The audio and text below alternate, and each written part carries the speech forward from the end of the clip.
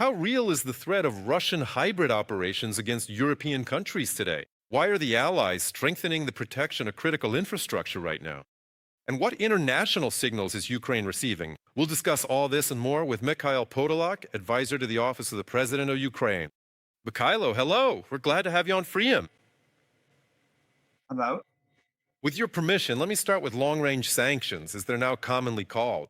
This morning, President Zelensky officially confirmed that there have once again been successful attacks deep inside Russian territory. In other words, Ukrainian drones and missiles covering distances of 200, 400, 700, or even more kilometers is now becoming the absolute standard. I mean, from Ukrainian territory, from the line of contact, and so on. In your opinion, how much are these strikes currently influencing Kremlin policy? Because in Lavrov's statement this morning, excuse me for the undiplomatic word, he started whining, saying, "How can they hit wild berries? That's just an ordinary warehouse." And this is after they destroyed dozens of supermarkets, dozens of regular post offices. Can this already be considered the Kremlin's reaction? The reaction of a victim? The reaction of those who are starting to admit that they were the aggressors and that they are to blame for this war? The Kremlin and Lavrov are not victims and never will be. They are, without a doubt, bloody criminals. And accordingly, their legal status is very clearly defined and legally established, and in turn is determined by the actions we see from them, ongoing actions against Ukraine. And the problem of Russia's hypocrisy has always existed. Russia always thinks that when it kills civilians, it's somehow acting within some kind of procedures. If the country it attacked or the state it's at war with stops being a victim, excuse me for using that term, and starts striking back, then Russia can't understand. How is that even possible? Why are you hitting us?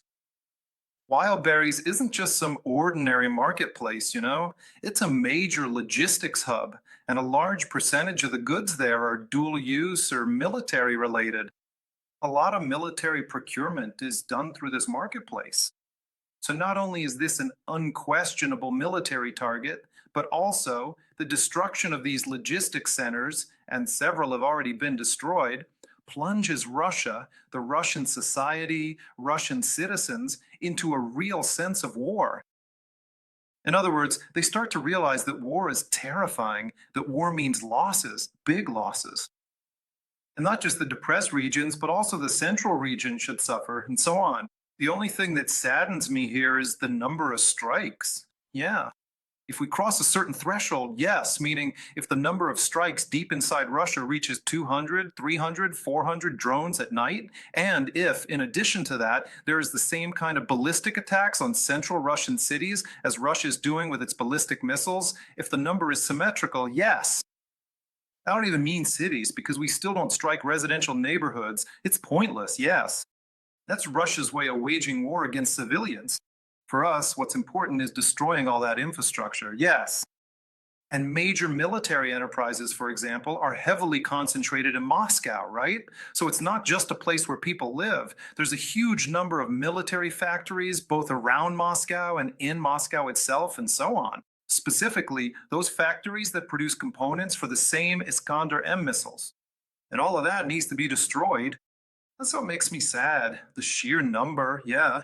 If we manage, and I want to emphasize this again, with the help of our partners and the right investments to overcome this threshold, then the number of strikes will increase sharply. Right now, distance is not an issue. Let me remind you, 2 or 3 years ago, remember how we talked about whether we could get Taurus missiles or something similar, just so we could reach at least 500 kilometers into Russian territory, and they would feel the war too. In fact, then, negotiations with our partners were very tough. Everyone was afraid of that, but today it turns out that the only way to stop the war is to deliver a large number of counterstrikes on Russian territory, on infrastructure within Russia. So if that number crosses a certain threshold, believe me, you'll hear a real outcry from that character, Lavrov. It will just be an unbelievable shrieking with eyes wide open in terror and the realization that legal responsibility for him personally will definitely come.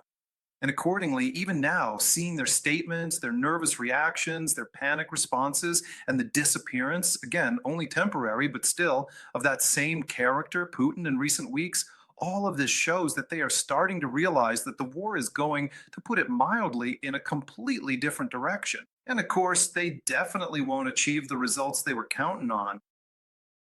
On the other hand, Mikhail, we can now see that Ukraine is getting stronger. At one of the events, when Keir Starmer visited Ukraine, it was kind of his final tour.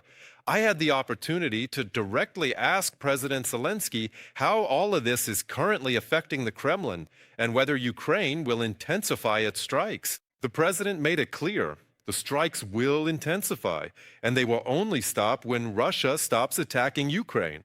Well, you'd think, what could be simpler? Everything is simple and clear.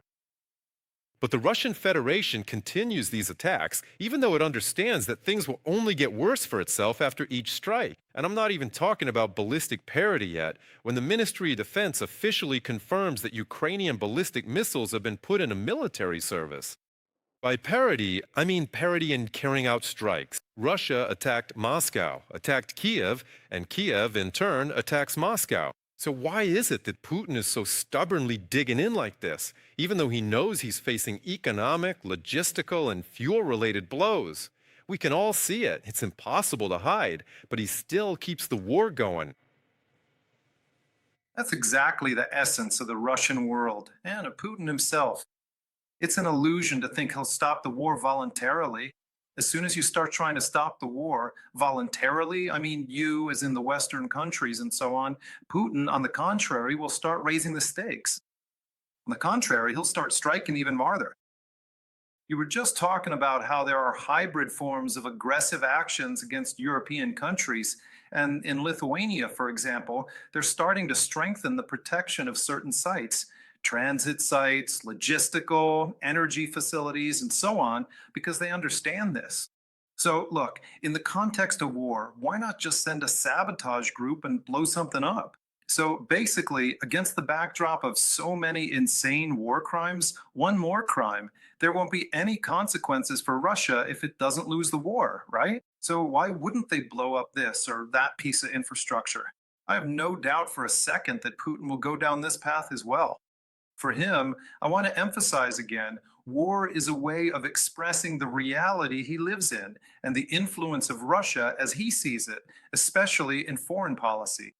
For Russia, war is about asserting itself as a player. Russia will keep fighting until the very end, until it is forced to make peace. Brutally, directly through fear, through bringing the war to their own territory, when, in fact, this whole mob that calls itself Russian citizens finally starts to tear apart Putin's vertical of power, only then will he stop. Putin will not stop voluntarily. And accordingly, again, because losing the ability to operate in the international market, to become an outsider, doesn't really mean anything to Russia. For a long time now, they've been saying that they'll control everything here themselves.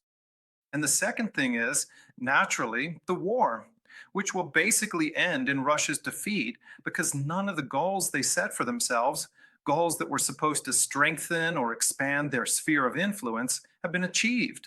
And as a result, they've lost a huge amount of resources and have run their economy into the ground. Today, they're actively selling off their gold reserves because they need to make up for the deficits that are rapidly growing, right? And there's no money, no free money left, and there are no more national wealth funds. Well, there are some, but they're no longer in a state where you can calmly plan expenses for a quarter or two ahead, right? Considering how much this war costs and how quickly it drains the remaining resources. Plus, there are also these effective strikes on infrastructure, including oil and gas infrastructure, including oil and gas transshipment, right? Which prevents Russia from increasing its sales of shadow oil.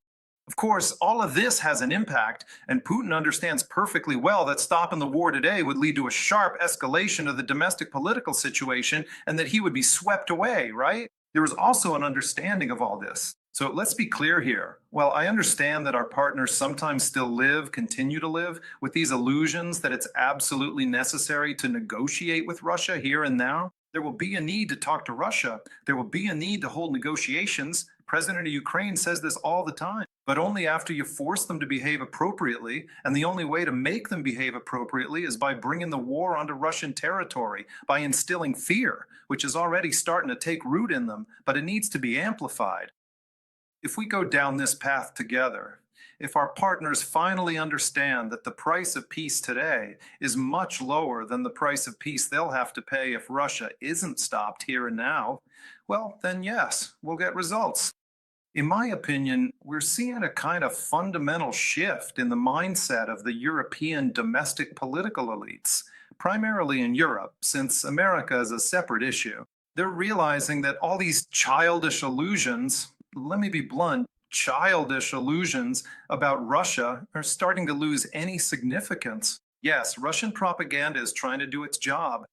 Yes, Lavrov himself keeps trying to make threats, and some hawks with not entirely stable minds from the Russian Federation continue to talk about Russia's nuclear capabilities and so on. But in Europe, there is, let's say, a consensus, a dominant consensus, that Russia needs to be forced to accept the rules and to recognize, first of all, the necessity of realizing that the war must end not on Russia's own terms. Another interesting point. Mikhail, the president, has already announced that the new commander-in-chief of the armed forces of Ukraine will be Mykhailo Drapatyi. The military, I've read publications by Ukrainian military personnel, Ukrainian battalion commanders. They are very much in favor of this decision. But this is an internal matter of domestic security, but for some reason, it has a very strong impact on the Russians as well. Even Peskov himself, Putin's press secretary, commented on it. He said that appointing a new commander-in-chief of the Ukrainian armed forces is unlikely to lead to changes at the front.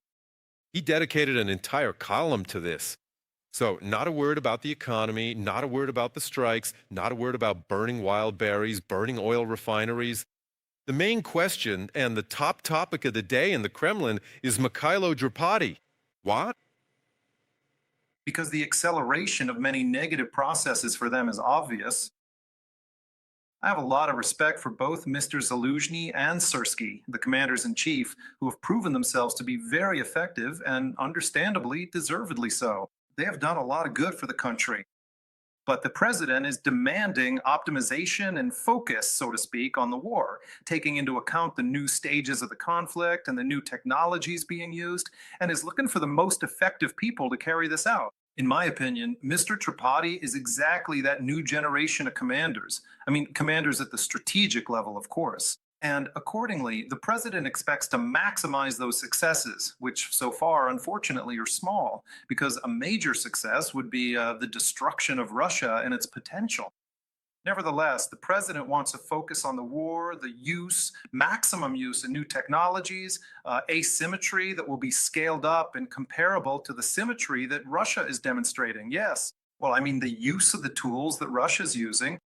And I hope that we will achieve these results together. As for Peskov, his columns, his statements, this individual should have analyzed what the situation at the front is after 4.5 years.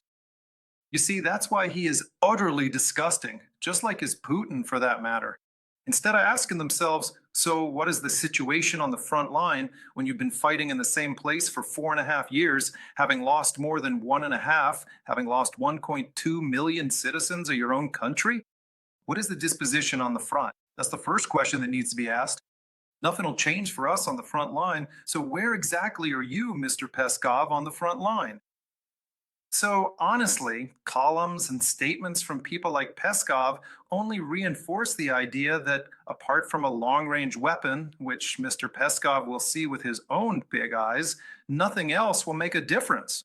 As soon as he starts seeing these weapons coming in, really coming in right where he is, then we'll have a chance to end this war. His theoretical musings, yeah, they don't really matter much. Let me remind you of an interesting phrase from this same person when the oil terminal in St. Petersburg was attacked, right when that international economic, well, actually kind of fanatical forum was taking place, where Putin himself was once again giving his aggressive rhetoric.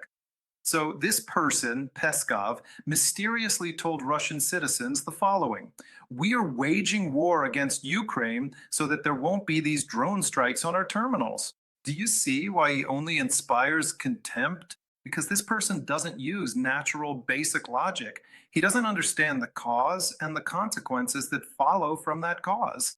So let him wait a little bit. Here's a very simple piece of advice. By the way, here we can refer to the words of the president of Ukraine, who said that the deeper Russia gets involved in the war, the greater the damage it will ultimately suffer, right up to the final, how should I put it, the end of the project called Putin's Russia. Here's another interesting point.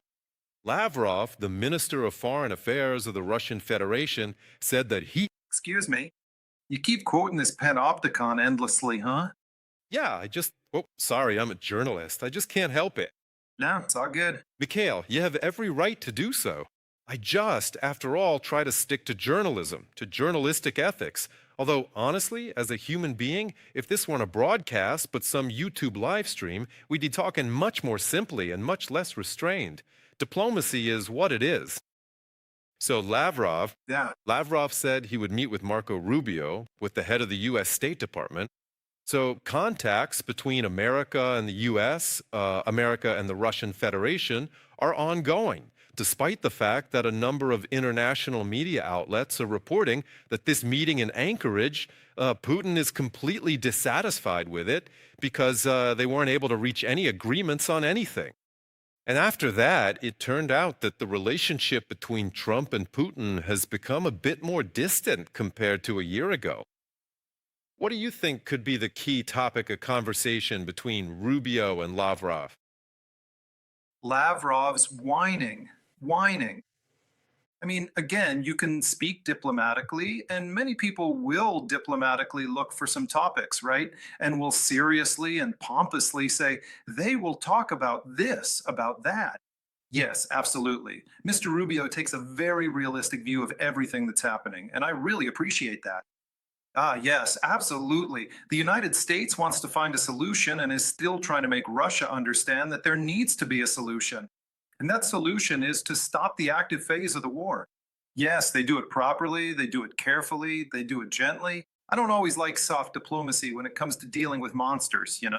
But nevertheless, the United States is still trying to solve the problem. As for Lavrov, it's going to be the usual classic whining. Nothing else. No serious discussions, no arguments, no facts, and so on. Again, there will be a statement that they want us to pay attention to their concerns, that they want security. We started killing citizens of another country because we thought someone might attack us, and so on. So, once again, I want to emphasize it's just whining, and I apologize, but to some extent, it even resembles a certain kind of animal behavior. That's all there is to it. So Lavrov is not a political figure. He's not someone who can negotiate. He's not even really connected to the Ministry of Foreign Affairs because the Ministry of Foreign Affairs in Russia hasn't existed for a long time. What exists is the Ministry of External Propaganda and Foreign Lies, nothing more. Now, let's get back to Anchorage and everything else, okay? No one would have reached an agreement anyway. President Zelensky is very clear. He always says, you will never be able to decide what happens next with Ukraine without Ukraine's presence, without, to put it mildly, taking Ukraine's interests into account. The only thing all of Putin's actions will lead to is the destruction, let me emphasize again, the destruction of whatever remains of the Russian state's potential. That's a good thing. The other question is the price. Unfortunately for us, it's very high. And if our partners, including the United States, would finally let go of this illusion about Russia, that you have to be afraid of it, that you have to do business with it, you can do business with it, but only if it follows the rules. If it doesn't follow the rules, then it should be punished, and only then do business with it. If this formula worked, and I hope it will work, because everyone understands just how primitive and unpredictable, or rather predictable in its aggression, Russia is. So you can do business with it up to a certain point, but then it starts talking through gritted teeth, making threats like it's doing today in Central Asia, haven't even lost the ability for soft diplomacy there because Russia has no authority, Russia has no reputation. At this point, I really wish our American colleagues would actually keep going, keep increasing the pressure, whether it's through information or diplomacy. Let Marco Rubio explain it to the whining Lavrov. Although that will be difficult because in order to understand counterarguments, let me emphasize again and go back to what I said about Peskov. You really have to not live in illusions, right?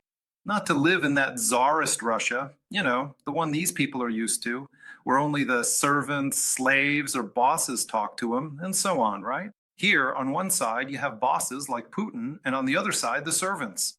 That is, when they don't know how to argue, when they don't understand cause and effect relationships, when they're not ready to hear counter arguments, when they don't analyze what's happening around them.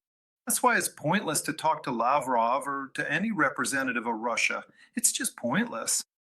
As soon as they crawl back into their holes out of fear, as soon as they start hiding in their individual bunkers, that's when you can actually get a normal, productive negotiation environment, strange as it may sound.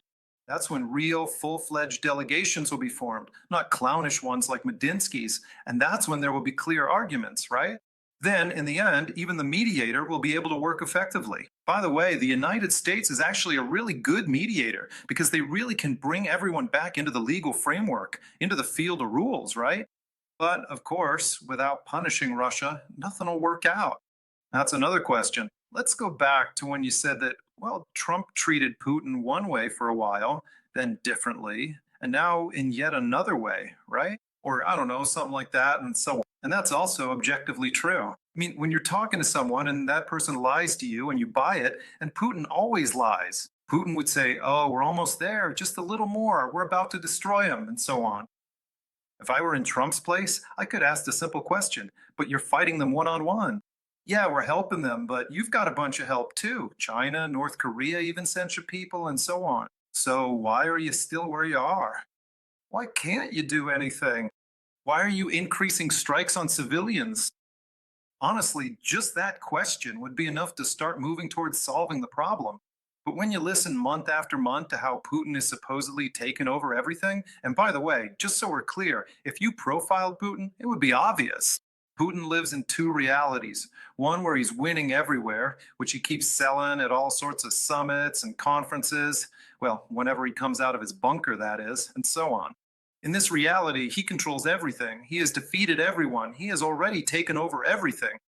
And it doesn't even matter that he's been doing this for 4.5 years, right? So basically, the person lives in this reality. And in this reality, every morning he wakes up like someone with, well, a pathological political form of Alzheimer's disease.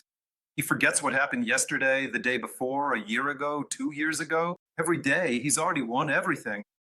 But there's another reality, one that nobody wants to immerse Putin in, including, unfortunately, Mr. Trump, who could have done.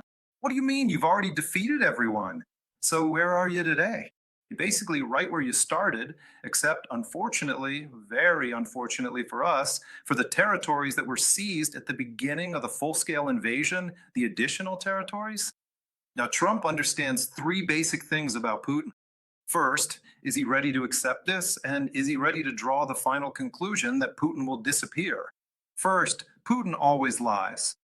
Second, Russia is nowhere near demonstrating what they claim in their propaganda, in Putin's statements, and so on. And finally, third, Putin can't be sold in any market as a positive figure, as a good guy who wants a deal, not even in the United States, not even among the Republican Party. I'll go even further. Even among the MAGA crowd, he can no longer be sold as someone who has any significance or value for the ultra radical electoral group. In other words, Putin is a nobody, and accordingly, it's impossible to keep selling Putin as the good guy in the American domestic market. Moreover, on the contrary, it's much easier today to sell the effectiveness of Ukraine, the success of Ukraine, and the success of Ukraine's President Zelensky on the American domestic market. That actually brings additional electoral points, and significant ones at that. And again, that's clear. So, to sum up briefly, any meeting with Lavrov is always, well, it's just if you want to waste your time listening to the dreary chanting of an old man, well, that's what a meeting with Lavrov is like. Mikhail, and to wrap up, just a quick point. Having the opportunity to communicate with leaders of other countries, with international partners, I always ask them one question. How do you see the victory over Putin and the defeat of the Russian Federation? And almost everyone unanimously says it's the strengthening of Ukraine. Because the more Ukraine is strengthened and becomes powerful, and by the way, this includes economic support, military support, financial support, and so on, the faster it will put pressure on Putin, both on the front lines and in military political terms. What would you add? It's very simple. Russia needs an overseer. Or to put it more correctly, using international terminology, a country that is capable of restraining the aggressive ambitions of the Russian world. The Russian world won't change. There is no hope at all. The only way to stop living under the constant pressure of potential aggression from the Russian world is for ethnic states to emerge on the territory of modern Russia. Yes, these are the states that have nothing to do with Russia, but were seized 100 or 200 years ago. They love to talk about historical lands over there, but in reality, Russia has almost no historical lands. Yeah, these are all different historical lands. Take Chechnya, for example. How is that a historical land of Russia? Ishkaria, that is Chechen land. The same goes for Dagestan, Ingushetia, Buryatia, and so on. The emergence of fully fledged modern states there is something we must strive for, absolutely. It will rid us of the constant presence of this aggressive concentration of hatred toward humanity. That's why Ukraine's role here is absolutely clear. It follows from objective realities, from historically justified realities. If Europe wants to keep living, investing in its own education, quality of life, new technologies, and so on, then Ukraine must be strong enough that Russia is afraid to even look westward. Because there is a deterrent here, a watchdog to make sure the rules are followed. Because once again, Russia has never in its entire history given up on expansion as its only way to prove its own agency. That's all there is to it.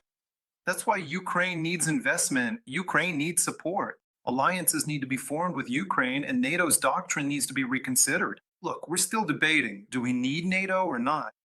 Previously, I understood that there was some kind of mysterious fear of Russia. Like, if we take in Ukraine, Russia will get agitated. But now the war is already happening. It's over. That's it. Europe needs to take care of its own security. It has a defensive alliance, the NATO Defense Alliance. Let's reform it and bring in the main deterrent against the only real systemic risk to Europe. That is the Russian world. That's all there is to it. And I hope we move down this path real quickly. And many things that seem impossible to us today will be realized, just like many things that seemed impossible in 2022 and 2023, let me remind you, are being realized now. So let me ask a simple counter question. Back in 2022, at the start of the full-scale invasion, if someone had said that Russia would be hit like this, that its infrastructure, its oil refineries, wild berries, and so on would be destroyed, that they would be screaming in terror, that this whining character Lavrov would be there stammering and demanding meetings and so on, just like they're hitting our logistics centers now. They would have thought you were crazy and said, "What are you talking about?" Yeah. Of course, that's it. And that's where we put a period. From here on, Russia will only keep going downhill, and Ukraine will be like a guide to hell for that country. Mikhail, thank you so much. You're always welcome on Freedom. Thank you for your comments. Mykhailo Drapatyi, advisor to the Office of the President of Ukraine, was with us live.